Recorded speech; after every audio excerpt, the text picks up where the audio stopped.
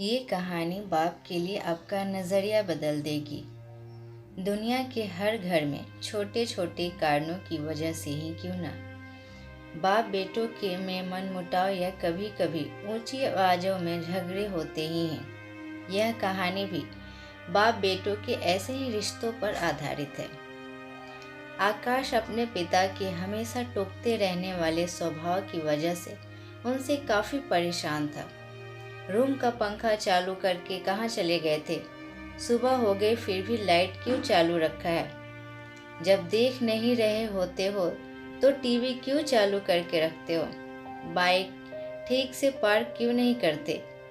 कभी तो अपने जूते पॉलिश कर लिया करो। सुबह जल्दी उठा करो। कितने आलसी हो गए हो, कभी जॉगिंग नहीं करते। दिन भर में न जाने आकाश को क्या क्या पापा से सुनना पड़ता था। अभी बच्चा थोड़ी हूँ, इतना बड़ा हो गया हूँ। 2 दिन बाद मेरा नौकरी के लिए इंटरव्यू होना है और पापा का बर्ताव किसी छोटे बच्चे जैसा है मेरे साथ। एक बार मुझे नौकरी लगने दो, छोड़कर चला जाऊंगा पापा को। शहर में ही रहूंगा, फिर पता चलेगा उन्हें। अभी कमाता नहीं हूँ ना, इसीलिए फालतू की चीज़ें सुनाते रहते हैं। पापा से नाराज आकाश के दिमाग में कुछ ऐसे विचार चल रहे थे। 2 दिन भी बीत गए और आज वही दिन था जिसका आकाश को बेसब्री से इंतजार था। आज उसके इंटरव्यू का दिन था। सुबह सुबह जल्दी उठकर भगवान का आशीर्वाद लेकर आकाश उस जगह पहुंच गया जहां पर इंटरव्यू होना था। जिस बिल्डिंग में इंटरव्यू था उसके गेट पर कोई भी गेट कीपर नहीं था। आकाश ने देखा कि गेट एक साइड से टूटा हुआ है, लेकिन कुछ स्क्रू फिट करने से वह सही हो सकता है। आकाश ने रुककर स्क्रू को टाइट कर दिया और गेट को सही करने के बाद वह बिल्डिंग में घुस गया। बिल्डिंग में दूसरे फ्लोर पर एक ऑफिस था जहां पर इंटरव्यू के लिए व्यवस्था की गई थी। जैसे ही आकाश उस फ्लोर पर पहुंचा तो उसने देखा कि ऑफिस के बाहर लोगों ने इधर उधर जूते और चप्पल निकाल रखे थे, जबकि वहां पर जूते चप्पल रखने के लिए स्टैंड रखा हुआ था। यह देखकर आकाश को अचानक अपने पापा की याद आ गई, जो उसे भी अक्सर अपने जूते चप्पल रखने को लेकर हमेशा टोकते रहते थे। आकाश से रहा नहीं गया और उसने बेमन से ही लेकिन उन सभी जूते और चप्पलों को स्टैंड पर अच्छे से रख दिया। अंदर प्रवेश करने से पहले आकाश की नज़र ऑफिस के बाहर जल रखी हुई लाइटों पर गई, जिनकी बिल्कुल ज़रूरत नहीं थी। सूरज की रोशनी इतनी थी कि लाइट बंद रहे तो भी कुछ फर्क नहीं पड़ने वाला था। उसने बाहर जल रही सारी लाइटों को बंद किया, फिर ऑफिस के अंदर प्रवेश करके गया। आकाश ने देखा कि ऑफिस में 20 से 25 कुर्सियां रखी है, लेकिन आगे की 10 कुर्सियों को छोड़कर बाकी की कुर्सियां खाली है और उन कुर्सियों के ऊपर लगे 2 पंखे बेवजह ही चालू हैं।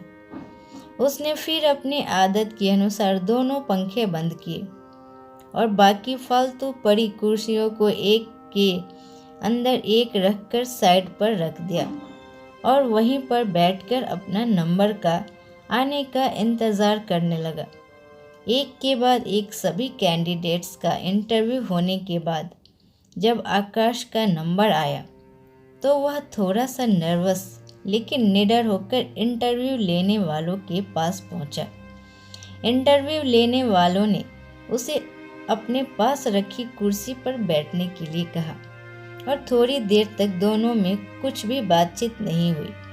फिर इंटरव्यूअर ने आकाश से पूछा, तुम कल से नौकरी ज्वाइन कर सकते हो क्या? आकाश की कुछ समझ में नहीं आ रहा था कि यह उसके नौकरी पक्के होने की कंफर्मेशन है या फिर कोई ट्रिकी सवाल। बाद में इंटरव्यू लेने वाले जब सैलरी और क्या काम करना है ये बताया, तब आकाश को यकीन हुआ कि उसकी जॉब पक्की हो गई है। आकाश बहुत खुश था, लेकिन कुछ समझ नहीं पा रहा था। न कोई सवाल न एक्सपीरियंसिंग के बारे में पूछा। फिर कैसे उसे जॉब के लिए फाइनल कर लिया गया। उसके चेहरे का सवालिया एक्सप्रेशन देख इंटरव्यू लेने वाले ने खुद ही कहा, कुछ सवाल और पेपर्स कभी आदमी की काबिलियत नहीं बता पाते। हमने इस बिल्डिंग में प्रवेश करने से लेकर प्रतीक्षा कक्ष तक कुछ अवस्थाएं सेट करके रखी थी। वहीं आप सभी के लिए परीक्षा थी। इसमें सीसीटीवी पर देखा कि आने वाले सभी कैंडिडेट्स में आप ही एक अकेले ऐसे थे जिन्होंने गेट के स्क्रू ठीक करने से लेकर बेवजह जल रहे बल्ब और पंखे बंद किए। ऐसा कर आपने अपने चीज़ों को यूटिलाइज करना और बचत तथा रिजेक्शन कम करने जैसे गुण दिखाए। आगे बढ़कर आपने बूट और चप्पल और कुर्सियां ठीक करके दिखा दिया कि आप अपने काम के लिए कितने वफादार हो सकते हैं, किस हद तक जा सकते हैं। बस हमें इतने गुण काफ़ी थे आपको नौकरी पर रखने के लिए। पूरी बात समझ में आने पर आकाश को फिर से अपने पापा याद आ गए। याद आई उनकी बात हर कही, लेकिन इस बार उसके मन में करवाहट नहीं थी, क्योंकि उसे आज समझ में आया था कि पापा ने उसके लिए उसी मूर्तिकार का किरदार निभाया था जो अपनी मूर्ति को सुंदर और कीमती बनाने के लिए उस पर कितनी बार छेनी और हथौड़ी चलाता है। आकाश जो नौकरी मिलते ही अपने बाप से दूर भागने की सोच रहा था, वो नौकरी का कंफर्मेशन लेटर और साथ में मिली 1 महीने की एडवांस सैलरी को घर पहुंचते ही अपने बाप के कदमों में रख देता है। उनसे माफ़ी मांगते हुए कहता है कि पापा मुझे माफ़ कर दीजिए, मैं आपको समझ नहीं पाया। अपनी बेटों की आंखों में खुशी के आंसू देख पापा उसे गले से लगा लेते हैं और सिर पर प्यार से हाथ फेरते हुए आशीर्वाद देते हैं। दोस्तों, जब भी आपके पेरेंट्स आपको कुछ कहे तो उसके पीछे का कारण जरूर जानने की कोशिश करना। कभी डांटे या टोके तो उसके पीछे के सद्भाव को समझने की कोशिश करना।